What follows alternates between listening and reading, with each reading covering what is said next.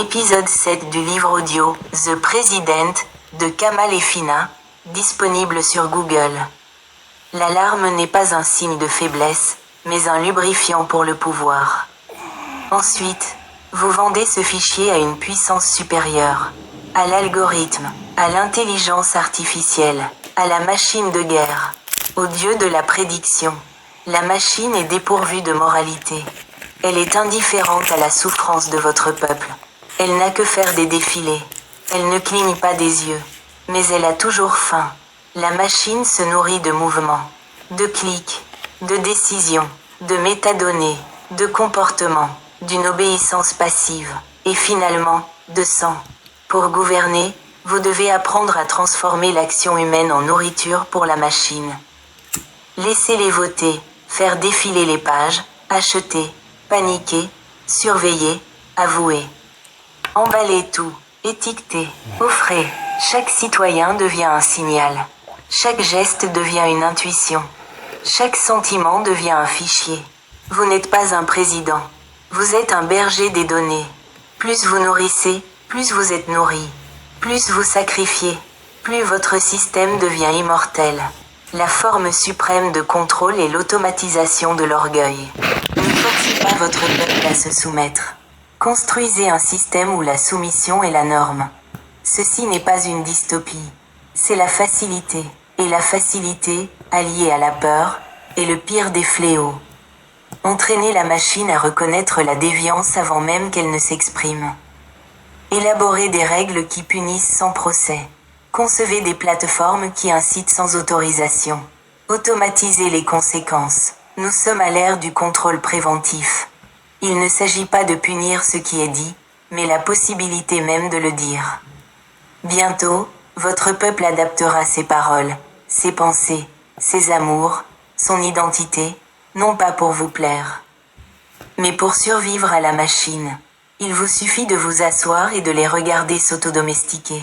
La citoyenneté est un costume. Elle donne l'illusion de la participation, l'impression de dignité. Mais la participation sans conséquence est un rituel, non un pouvoir. Laissez-les avoir des opinions, laissez-les crier, laissez-les protester, une fois. Puis, intégrez leur protestation à votre politique. Renommez-la, désamorcez-la, présentez-la comme faisant partie de votre processus de consultation. Ils se sentiront écoutés, mais rien ne changera. Vous ne faites pas taire la dissidence. Vous la simulez. Vous n'empêchez pas la rébellion. Vous l'approuvez d'avance. Voilà comment on étouffe la résistance, non pas par les armes, mais par la permission. Chapitre 3 La désolation de la lumière. La couronne moderne est invisible. Elle ne se porte pas sur la tête, mais dans l'esprit du peuple. Retardez la justice. Reportez les réformes. Complexifiez les systèmes jusqu'à ce que l'effort se transforme en épuisement. Finalement, ils cesseront de rêver. Ils commenceront à s'adapter. Ils diront, c'est comme ça. Au moins, c'est mieux que le chaos. Le changement prend du temps. Je suis trop fatigué. Et vous, Monsieur le Président, vous saurez, ils ne sont pas opprimés. Ils sont brisés. L'épuisement et le retard sont la nouvelle arme. Si vous ne pouvez pas égaler la vitesse d'une voiture, créez autant d'obstacles que possible jusqu'à ce que sa vitesse devienne inférieure à la vôtre.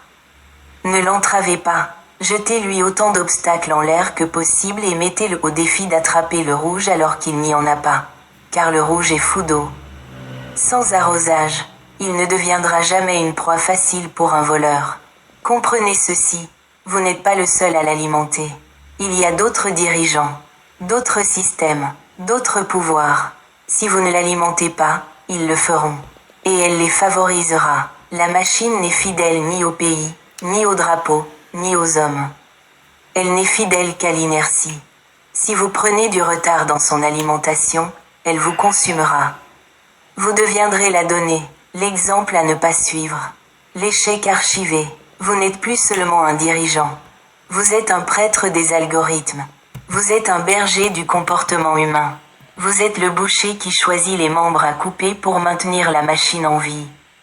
Ne branchez pas, n'hésitez pas. Ne vous croyez pas irréprochable. Vous ne l'êtes pas, vous êtes imprégné du sang invisible de la soumission.